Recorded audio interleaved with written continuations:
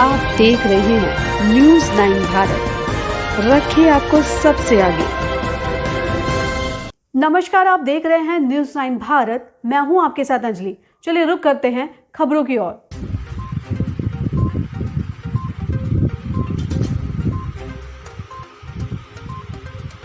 अखिलेश हुए फरार, निरहुआ डटल रहे। अब होई लड़ाई, आर पार फैसला अटल रहे। यह गीत सुनाकर दिनेश लाल यादव ने अपने चुनाव प्रचार के दौरान आजमगढ़ जिला के बिलरियागंज बाजार में माइनॉरिटी के बीच में जाकर बच्चों और नौजवानों को खूब लुभाया। मीडिया के सवालों का जवाब देते हुए उन्होंने कहा कि और सांसदों की तरह मैं जीतने के बाद आजमगढ़ छोड़कर भागने वाला नहीं हूं। भाजपा मुस्लिमों की दुश्मन है। इस सवाल के जवाब में उन्होंने कहा कि यह चंद लोग अफवाह फैलाते हैं। अगर भाजपा मुस्लिमों की दुश्मन होती तो सबको फ्री में राशन नहीं देती, आवास और सुलभ शौचालय आदि फ्री में नहीं देती। उन्होंने कहा कि हमें जो 2 साल का मौका मिल रहा है, अगर हम जीत गए तो आजमगढ़ का बहुत ज़्यादा विकास करेंगे। यहाँ के 10 विधायक इसलिए विकास नहीं कर पा रहे हैं कि वह इस समय सरकार में नहीं है। न्यूज़ 9 भारत के लिए अपने सहयोगी आनंद गुप्ता के साथ रोशन लाल की खास रिपोर्ट। अपने सहयोगी आनंद गुप्ता के साथ हमारे सामने मौजूद हैं आजमगढ़ जिले से सांसदीय क्षेत्र से सांसद का चुनाव लड़ने वाले दिनेश लाल यादव उर्फ निरहू जी, जिनकी गीत कभी गली गली में छाई थी कि जर जेवर सिंगार भले घटल रहे, दुल्हन रहे बीमार, निरहुआ सटल रहे। इनकी आवाज़ सुनने के लिए जो जहाँ से उमड़ पड़ रहा है, वहीं से इन्हें देखने के लिए उमड़ पड़ रहा है। बिलरियागंज बाजार में इनका प्रोग्राम है। आइए हम जानना चाहेंगे कि आजमगढ़ आपको पधारने पर यहाँ के लोगों का कैसा सपोर्ट मिल रहा है, कैसा सहयोग कर रहे हैं, आप क्या उम्मीद कर रहे हैं यहाँ से? और देखिए, बहुत अच्छा सपोर्ट मिल रहा है। और पहले भी हम लोग आए थे 2019 में, और अभी 22 में आए हैं। उपचुनाव है इसलिए आए हैं। तो 19 में जो स्थिति परिस्थिति थी, उससे बहुत अच्छी परिस्थिति अभी दिख रही है। बहुत अच्छा हमारे लिए, हमारी पार्टी के लिए बहुत अच्छा समय है। क्योंकि मैं आपसे बताऊं कि पिछली बार जब हम आए थे तो समाजवादी पार्टी का, बहुजन समाज पार्टी का, कांग्रेस का गठबंधन था, और वो तीनों पार्टियां एक साथ मिल के लड़ रही थी।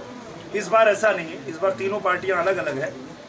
और पहले हम लोगों से लड़ाई में बसपा थी, क्योंकि गुड्डू जमाली जी यहाँ पे अच्छा प्रभाव रखते हैं और उनका वोटर जो है वो अच्छा था।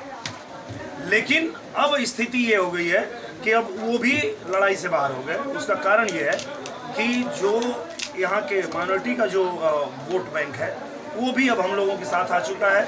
यादव तो पहले ही आ चुके हैं, जिसके दम पे वो दोनों लोग लड़ने की कोशिश कर रहे थे। तो मुझे लगता है कि अब एकदम मैदान साफ है, कोई टेंशन की बात नहीं है। दिनेश लाल जी, जैसा कि माइनॉरिटी में एक हवा चलती है कि भाजपा मुस्लिमों की दुश्मन है, इस संबंध में आप क्या कहेंगे? अगर ऐसा होता तो मैं आज माइनॉरिटी के बिल्कुल क्षेत्र में बैठा हूँ, और ये जितने लोग यहाँ पे उपस्थित हैं सब माइनॉरिटी के लोग हैं। और ये सब लोग यहाँ मेरा स्वागत करने के लिए खड़े थे। इतना उत्साह, इतना प्यार इनका मिल रहा है।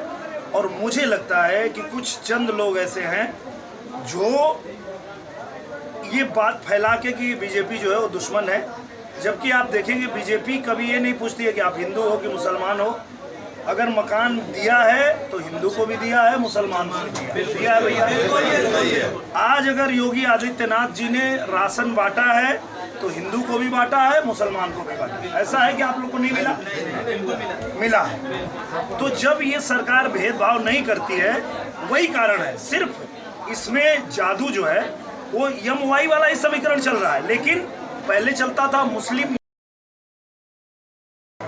तो मोदी जी ने जो काम किया है, योगी जी ने जो काम किया है, उस काम के दम पे भरोसा जीता है उन्होंने। माइनॉरिटी भी आ गई है बीजेपी में, और जो हमारे यादव भाई थे वो लोग भी आ गए। हाँ दिनेश लाल जी, जैसा कि इस चिलचिलाती धूप में हमारे जिले के दोनों जिला अध्यक्ष प्लस रामपाल सिंह और हमारे जयनाथ भाई या तमाम भाजपा के कार्यकर्ता आपके साथ लगे हुए हैं, इन लोगों के बारे में आप क्या कहेंगे, इनके सपोर्ट के बारे में क्या कहेंगे? मैं यही कहूँगा कि बहुत ही मैं भाग्यशाली हूँ और मैं सच में बहुत भाग्यशाली हूँ कि भारतीय जनता पार्टी ने मुझे दोबारा मौका दिया, ये मेरा सौभाग्य है। और उसके बाद जो मुझे टीम मिली है आजमगढ़ में, ये और भाग्य है मेरा कि ऐसी टीम है जो आज यहाँ हर लोग, पहले तो खाली संगठन ही था, अब आजमगढ़ का बच्चा बच्चा निरहुआ बन के चुनाव लड़ रहा है, चुनाव मैदान में उतर गया है।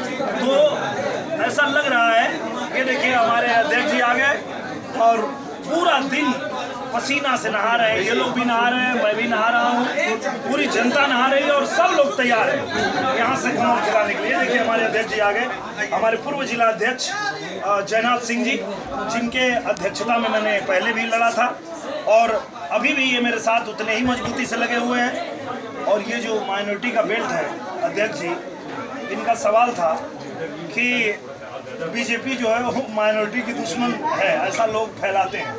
तो मैं वही इनको बता रहा था कि अगर दुश्मन होती तो ये प्यार आशीर्वाद कैसे निरहुआ को मिल रहा? 2 साल आपके पास बचा हुआ सर, 2 साल आजमगढ़ के लिए, जैसा कि इसके पहले तमाम सांसद हुए, जीतने के बाद जनता के बीच में नहीं दिखे। हाँ। ये जनता कहती है और आप भी कहीं न कहीं देख रहे हैं। मैं इसीलिए आया 2 साल में आप जनता को जीतने के बाद क्या तोहफा, क्या गिफ्ट प्रेजेंट करने की उम्मीद करते हैं? मैं आपको बताता हूँ, मैं वो भगोड़ा नेता में से नहीं हूँ, क्योंकि जब मैं हार गया था उसके बाद भी 5 विधानसभा की एक एक समस्या को पैड पे अपने लिख करके और अपने मुख्यमंत्री जी के टेबल पे पहुंचाया था, संबंधित अधिकारियों तक पहुंचाया था।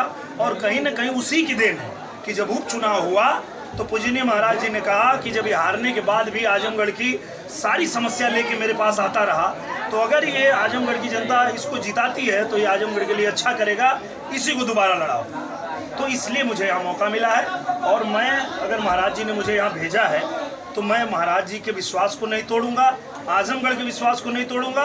और मैं आपको बताता हूँ, देवारा के 12 पुल जो एक भी नहीं बनवा पाए, जिनको आप लोगों ने जिताया है, वो तुरंत मैं तैयारी करूँगा, तुरंत बनवाऊँगा। सारी सड़कें जो अभी 10 के 10 विधायक हैं पर एक भी काम लेके नहीं आ पा रहे हैं, तो इसलिए मुझे यहाँ मौका मिला है। और मैं, अगर महाराज जी ने मुझे यहाँ भेजा है तो मैं महाराज जी के विश्वास को नहीं तोड़ूंगा, आजमगढ़ के विश्वास को नहीं तोड़ूंगा।